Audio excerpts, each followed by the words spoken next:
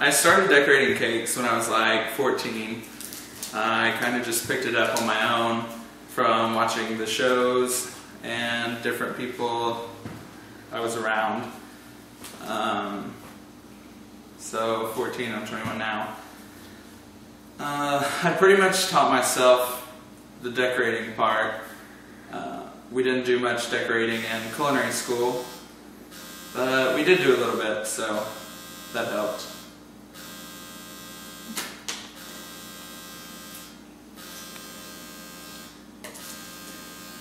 Has baking ever helped you in a trying time?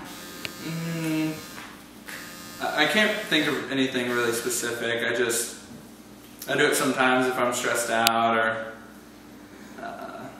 kind of helps me calm down sometimes to just go in the kitchen and come up with something amazing. What does baking mean to you, and explain? Baking is everything to me. Like, it's all I've ever wanted to do. It's all I've ever done. It's what I went to school for. So, I mean, that's what I want to do with my career as well.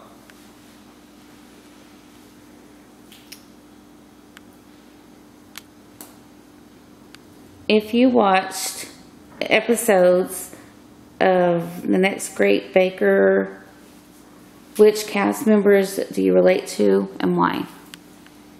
I did watch some of the episodes. I didn't really watch enough of it to really get to know any of the characters, just because I don't stay at home enough. I don't hardly watch TV ever, so I guess I can't really say who I relate to best.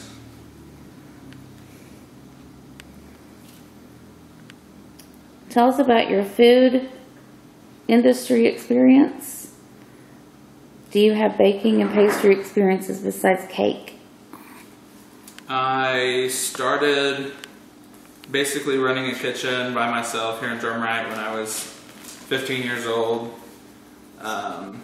We just did like cold sandwiches, soups, and a little bit of hot food and stuff like that.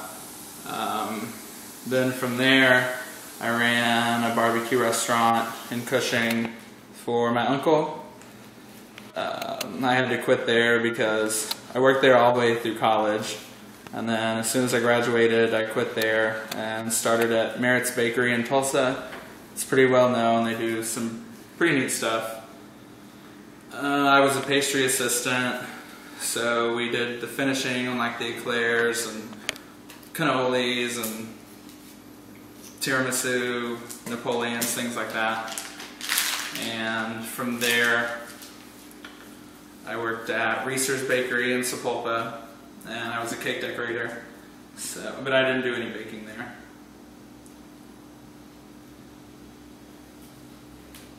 Do you feel your skills are better than the previous contestants?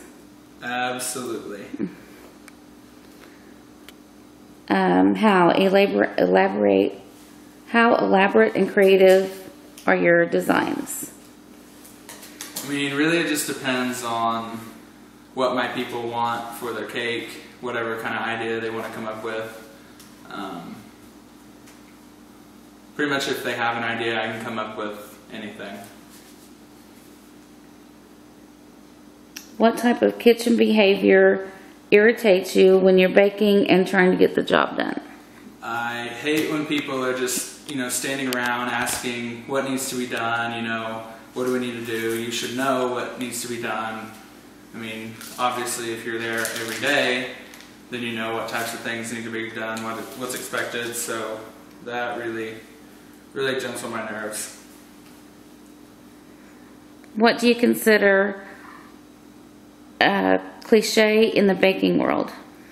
Honestly, I think probably fondant, because it looks really nice, and I know it takes a lot of talent, but with buttercream, like, you have to really think about how you're going to go about getting your design on your cake, whereas with fondant, if you're going to make a flower with fondant, you roll it out, use a cookie cutter, and mold it together, where if you use buttercream, you've got to, pipe it on there.